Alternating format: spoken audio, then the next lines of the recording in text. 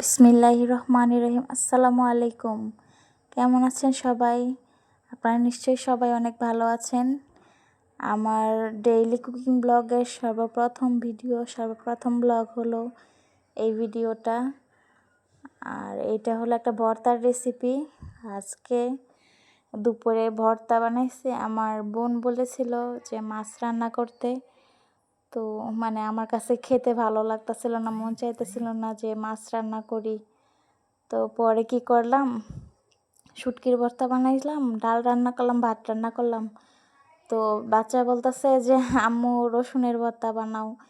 তো আমাদের ঘরে আবার বড় বড় রসুন ছিল না, যে দেশি ছোট ছোট রসুন ছিল। তো বলতেছি কতক্ষণ এগুলা চুলবা, কতক্ষণ চুলমু বানামু। তো পরে ভাবলাম যে কাঁচামরিচ আছে বাসার মধ্যে, কাঁচামরিচ টুকরো টুকরো করে কেটে নিছি। তারপরে আপনার পেঁয়াজ কেটে নিছি, রসুন কেটে নিছি, এগুলো তেলের মধ্যে হালকা ভেজে নিছি। অনেকক্ষণ ধরে হালকা নিভু জালে, গ্যাসের চুলার মধ্যে অল্প আছে, অনেকক্ষণ ধরে আস্তে আস্তে নেড়ে নেড়ে ভেজে নিছি। দেখতে তো পাচ্ছেন কালারটা কত সুন্দর, কত ভালো লাগতেছে দেখে। আমার লোভ লেগে যেতেছে এখনই। আর দেখেই তো বোঝা যাচ্ছে ভর্তাটা কতটা টেস্টি হইতে পারে। তো আমি ভাজতেই আছি। এইদিকে আবার আমি মাঝখানে লবণ দিতে ভুলে গেছিলাম। তো পরে আবার লবণ দিয়ে এগুলা নাড়াচাড়া করতেছি। আর নাড়াচাড়া করতে করতে ভাজতেছি আর কি, মিডিয়াম লোয়ে গ্যাসের চুলার মধ্যেই। তো এই যে দেখেন লালচে লালচে হয়ে আসতেছে ইয়াগুলো, কাঁচামরিচগুলা, পেঁয়াজগুলো, রসুনগুলা আস্তে আস্তে একদম কি সুন্দর লালচে লালচে হয়ে আসতেছে। এরপরে এগুলা পরে একটা বাটিতে নিয়ে পাটার মধ্যে নিয়ে নিছি, শিলপাটার মধ্যে। সবার বাসার মধ্যেই তো আছে এরকম শিলপাটা। তো আমাদের শিলপাটার মধ্যে এগুলো ঢেলে নিছি আমি। তারপরে হালকা ঠান্ডা হয়েছে আর কি। পরে এগুলা আস্তে আস্তে মিশ করে এগুলো বাটতেছি।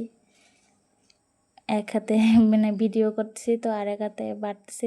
তো ক্যামেরাটা বারবার নড়াচড়া করতেছে, ভালো করে বাটতেও পারতেছি না। পরে ভিডিও বন্ধ করে বেটে নিচ্ছে এগুলো একদম মিশ করে। পরে হাতে এগুলো একসাথে সব করে নিতেছি।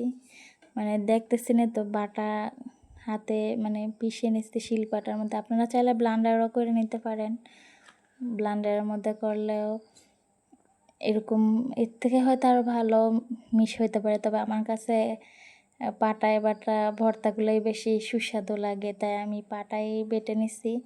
আমার মেয়ে বলতেছে আম্মু তুমি তো চাইলে ব্লান্ডারও ব্লেন্ড করে নিতে পারো।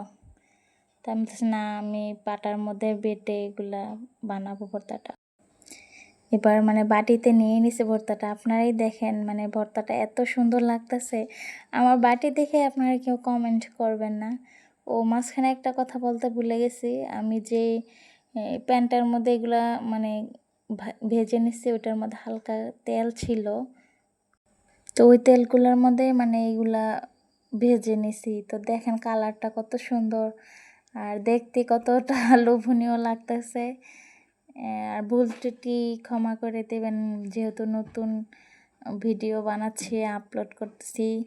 তো আপনারা সবাই ভালো থাকবেন। আসসালামু আলাইকুম।